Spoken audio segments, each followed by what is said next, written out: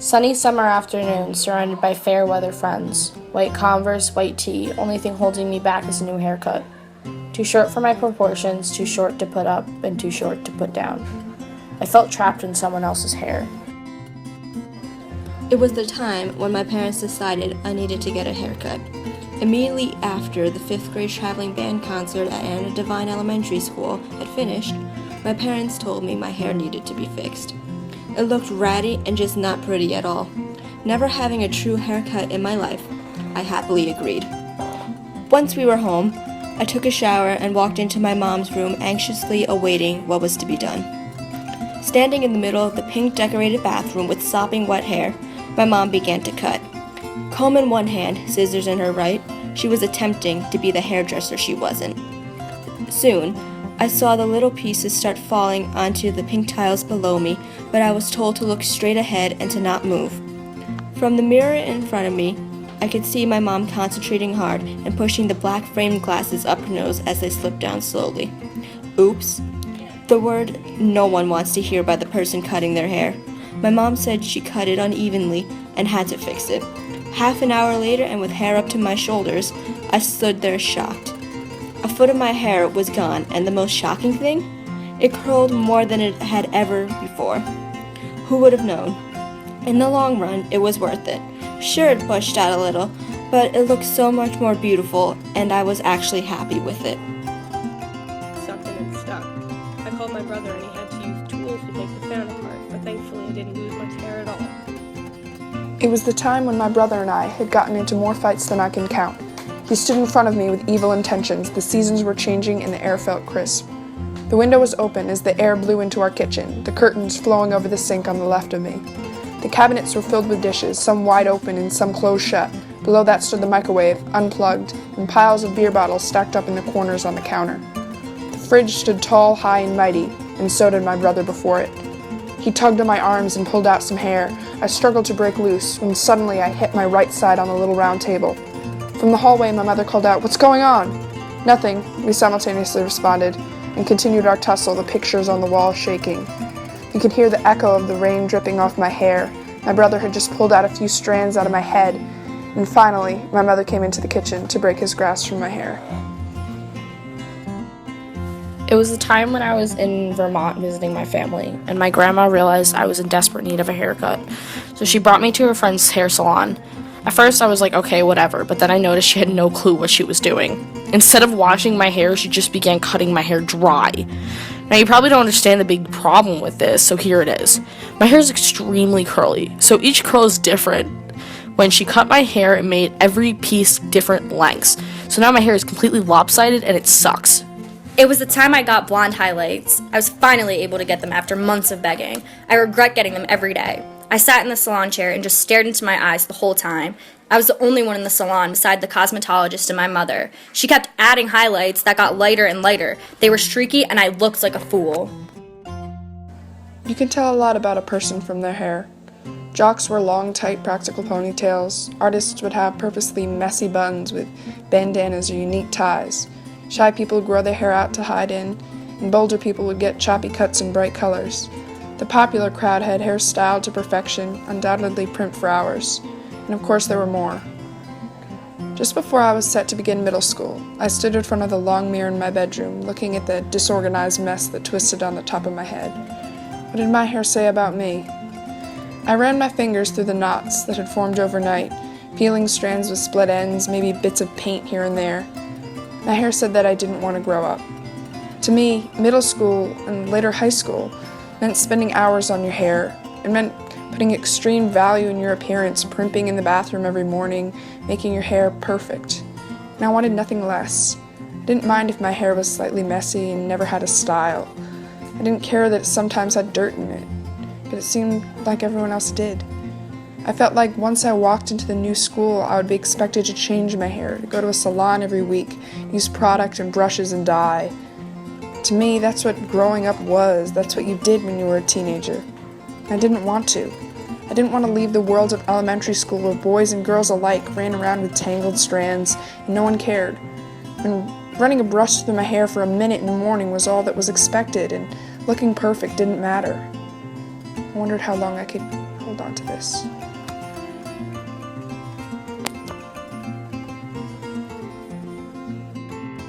It was a time when I tried to clean off my eyebrows with soap. I was always self-conscious about them, and I remember being teased so much about my appearance. The kids in my class always seemed to point out every flaw they saw. I was taking a bath with lukewarm, slightly tinted water up to my chest. I was slouching over a bent spine and facing the water. I lathered the soap in my hands, wiping it on my forehead. I thought since soap cleared off dirt, it would also remove my bushy eyebrows. I thought they were disgusting and saw them as dirty clumps that could easily be removed if I scrubbed them enough. I was rubbing the palm of my hand vigorously over my eyebrows, the foamy soap leaking into my eyes.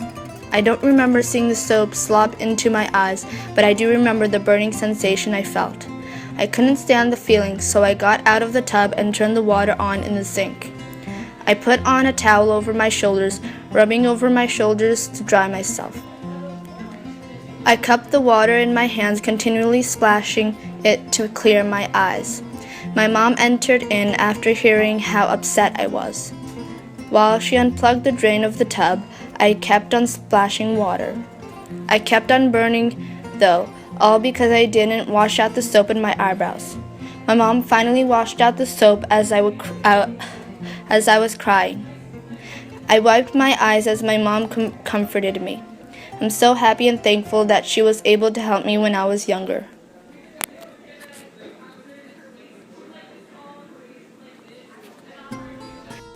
Sucked in and stuck. I called my brother and he had to use tools to take the fan apart, but thankfully I didn't lose much hair at all. It was a time when my dad did my hair. When most girls are little, usually their moms do their hair, but not me. My mom always left for work before I had to go to school, and my dad works nights, so he was always home. Every morning my dad would do my hair. Pigtails, ponytails, clips, and bows. You name it, he would do it. Well, everything except braids. And surprisingly, it always turns out good. Ever since, I've been a daddy's girl. It was a time when my neighbor wanted to do my hair for the 8th grade formal. She did curls, but they weren't what I wanted. They were way too curly. I didn't want to tell her I didn't like it, so I just kept it to myself. My crush was at the formal, so I didn't think I looked good. I was nervous, but then he talked to me and I was happy, so I didn't care about my hair anymore. And he's my boyfriend now, so I guess the hair wasn't so bad after all. It was the time when my baby cousin was in front of me, sitting on a desk. To my right, the bedroom door stood ajar. To my left, the window, whose curtains were open, revealed a field covered in snow. My baby cousin Sophia was about 15 months old. She is the baby sister I never had. I usually try to fix her hair whenever it's messy, but she always cries and pushes away. I hoisted her up on the desk, expecting a tantrum as I took out the comb, but she was calm. I was so happy she was letting me comb her hair. It was the first time her hair fell out. Sitting at her white makeup desk, looking past everything, alone. She had just started brushing her hair when a bunch of hair came out. She was stunned. She had only been on chemo for 5 months, and now, out of nowhere, this happened. As she felt the new tan fluffy in her toes, felt the warmth of the burnt orange wall that she could not stand the sight of, glancing to her right at her messy bed with almost 100 pillows, 2 dogs, and a polka-dotted bedspread. Then looking over to her left at the wall that she was covered top to bottom with artwork, knowing she had a pile of clothes behind her. She started to cry, tears running down her face, makeup smudged and not knowing what to do. Then she collapsed over her bed and just lay there in a ball. Time when my hair was a complete mess.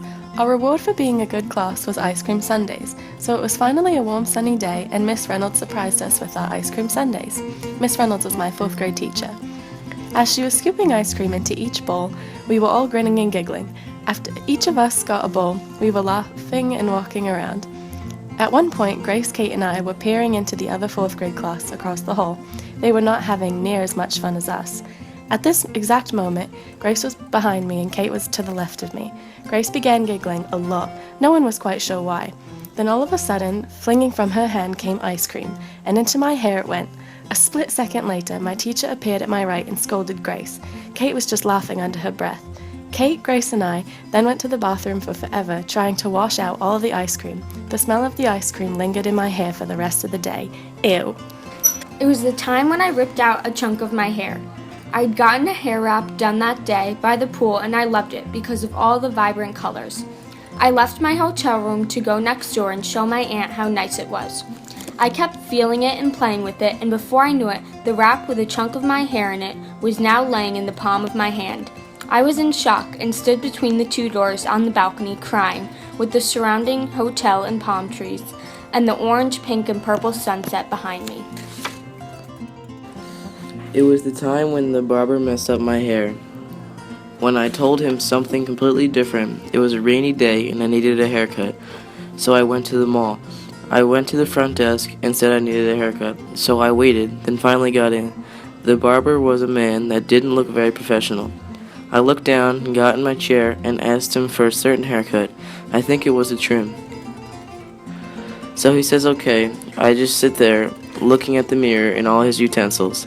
He grabs the buzzer, but I was too scared to say anything. So he uses it, and now almost all my precious hair is falling to the ground. The barber looked clueless. I just sit there and look at all the other people around me. It feels as if everyone is staring. All I can smell is hair gel. Then finally he gets done, and I leave as fast as I can. Just to get out of there. My mom literally just stared at me. It was a horrible experience. No one could believe my hair. It was the time I had to get my hair unstuck from a carnival ride. I was about 13 and my friend and I went on the zipper at the Dutchess County Fair. We waited in a line for about 30 minutes in the hot, humid weather. Then we finally handed over our tickets and got on the ride that looked like it would break any second. We finally got done on the ride and the guy who worked there opened the door. My friend got out first and then I stood up about to get out, but something pulled me back. Rather, my hair was stuck on the cage part behind me. The worker just gave me a weird look like, why the heck are you just sitting there? Well, I'm just trying to get my hair out of the stupid cage without ripping half of my hair out. Meanwhile, my friend is sitting there laughing at me. But just as the worker asked if he should get the scissors, I got my hair entangled and practically ran away. The worst experience with hair I've had was when I was very young and my sister, who was 2 years older than me, got a pair of scissors and began cutting her new doll's hair. Then within a minute of me turning away from her, she cut a large chunk of my hair out of the back of my head. It was the time when my mom shaved her head because she had cancer. I walked into the room and my mom was laying in bed. She wore a pink gown and had blue sheets and a white comforter. To the right of me, her monitor, her IV, and all her fluids. My mom was pale and had dark circles under her eyes. Even though I was in pain, she still had a bright smile on her face when she saw me. Now at the time I lived in San Antonio and my mom was in Houston getting her treatment. To the left there was a bathroom and the walls were a light sky blue. To the back of me was a glass window where before you had to put on gloves and masks so you wouldn't get her sick. Behind the window stood my Aunt Jenna, Aunt Steph, Aunt Michelle, my Momo, and Poppy. Even though it was a beautiful spring day, nothing made me more happier than to see my mom. She didn't look the same without her hair, but I still loved her and missed her all the time. It was the time when my mother forced me to cut my hair. Why not? I said. It would make her happy. She's always forced me to do things her way. This would be the second time I cut my hair really short. The feeling of short hair is weird. I couldn't feel my hair on my shoulders, and my hair felt so light. It was fall and I was 13 years old, not that long ago. I was in the bathroom, staring into the mirror. I didn't see me. I saw a monster. The bathroom was small, and it kept getting smaller, smaller and smaller. The monster was pulling on their hair. Maybe it thought pulling on there would make it longer. Didn't work. It was the time when I got a huge knot in my hair. I was sitting on the couch and my mom was sitting behind me. To the left was my dad, who was laughing at the giant tangle that encompassed all of my hair. In front of me was the TV playing some award show because it was award season. To the right of me is the rest of the couch with blankets and pillows strewn all over. It was nighttime in the winter, which meant it was very cold, so we were all wearing sweatshirts and blankets. I was 8 years old and I had just arrived home from a full Saturday of skiing in the rain. I noticed the baseball-sized knot of wet tangles that had emerged. It was the fall of 2014, also known as the day before the first day of school. My hair had used to be so long, and it had always been that way. I was going to get a haircut with my mom, just to get a trim. Although the hairdresser had other ideas, like cutting 8 inches off my head. Since my mom went along with the idea, I figured it would all be okay. When she was done, I felt bald. Although I felt total regret, I ended up donating all the hair to Locks of Love. It was a time when I had made the worst decision of my life. I cut off my hair until it was at my ears. You see, it was a warm spring day and my mom decided that today was a good day for me to finally get my hair cut. Within minutes, we were driving to the salon. It was my mom's friend who would cut my hair that day. I originally wanted just a trim, but when I got to the salon, my hairdresser had a bob and I wanted that too. I told her to give me a lengthy bob and she agreed to it.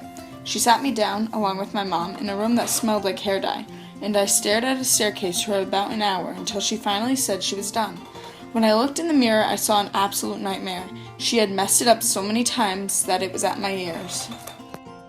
It was the time when I went to my mother's boyfriend's house. She used to work in the salon in Dominican Republic. She moved to Kingston. Anyway, she was curling my hair for a special event, my quinceañera. It's a party for young girls at the age of 15. It's a once-in-a-lifetime opportunity. It's just like a sweet 16. It's a day you become a grown-up and dress up like a princess and dance. I went to her house, she curled my hair, and she did my makeup. My hair looked fabulous, and I wore a big pink dress. It's a day I will not forget. It was a time when I was down in Florida for summer vacation visiting my grandparents with my dad. I was 7 or 8 years old and my hair was down to a little above mid-back. Mind you, I have thick hair, not so great for Florida's notoriously sweltering climate, especially in the summer. My dad, after a few days, was tired of hearing my young self complain about how hot I was and how my hair kept sticking to my neck even in the ponytail. This resulting in an appointment with a local hairdresser, accompanied by my dad and grandparents. I remember walking in and sighing in relief. I had taken basic commodities like AC for granted before this. I got into the chair. I don't recall what my dad said to the woman, but I lost a lot more than expected, that's for sure. In the chair, to the left of me were other people, mostly women, chatting away. To the right was the tall wall of various hair products with chairs beside it where my dad and grandparents were seated. In front of me was a giant mirror where my reflection captured every snip of her scissors, shortening my hair by the second. To the back of me was the hairdresser, seemingly like a giant. After the massacre, I looked at my reflection. A boy with an afro stared back. My hand moved up, so did his. Tears sprang to my eyes. My hair came to 2 or 3 inches below my ears. Terrible. As a result, I have not cut more than an inch or 2 since.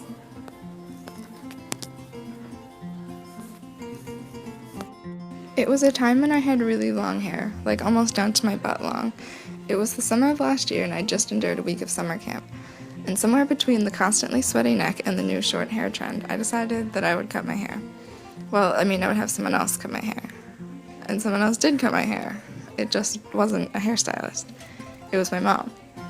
She was confident she could do it. She always cuts my dad's hair and used to cut mine, and really wanted to, so I thought, why not? It's July, so no one from school will see me until September anyway, and plus, it'd be funny if I could laugh at her about how bad she would probably mess up. I wasn't very attached to my hair. It ended up pretty much as expected, an inch shorter than I wanted and very uneven. After a few weeks, we went to the hairstylist to fix it. The experience was amusing, to say the least. This is the time I dyed my hair. I was in front of a mirror, Mom by my side, and a shelf on my other side. My mom had dyed my tips blonde. The next step was purple dye. But before, we waited a while to let my hair dry. My mom went to put the dye in my hair, but I stopped her. I love the blonde tips, and I kept it. And to this day, I still dye my tips blonde. It was the time when I got my hair caught in a fan. I leaned in to talk into it, and my hair got sucked in and stuck. I called my brother, and he had to use tools to take the fan apart, but thankfully I didn't lose much hair at all.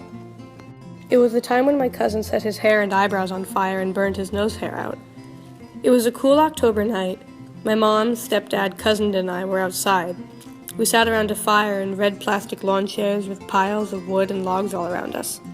The fire began to go out, and before my stepdad could put another log on, my cousin asked if he could pour gas on it. I'll never understand why my mom said yes. My stepdad and cousin walked across the yard to the shed and came back a few minutes later with a small dark blue bottle. My cousin popped off the cap as my mom and I moved the chairs back. My cousin then began to pour the gas onto the fire. The flame shot up into his face. He jumped back, swatting at his head and face. His hair was smoking and there were patches missing. Half of his left eyebrow was burned and falling out. The intense heat also caused all of his nose hair to fall out. That is the time when my cousin set his hair and eyebrows on fire and burned his nose hair out. It was a hot June afternoon, and my friend and I had just gotten back to my house on one of the last days of school. She decided she wanted to help me dye my hair, so we went upstairs to my bathroom. I took the dye and bleach out of the closet and sat in my chair facing the mirror. There was towels all around us on the floor and music playing in the background. She applied the bleach to my bangs and the longest layer of my hair. After 45 minutes, she washed it out and put pink dye in my bangs and dyed the rest of turquoise. It smelled like bubblegum and stained my hair vibrantly. After I washed out the dye, I liked it so much that I still dye my hair different colors all the time.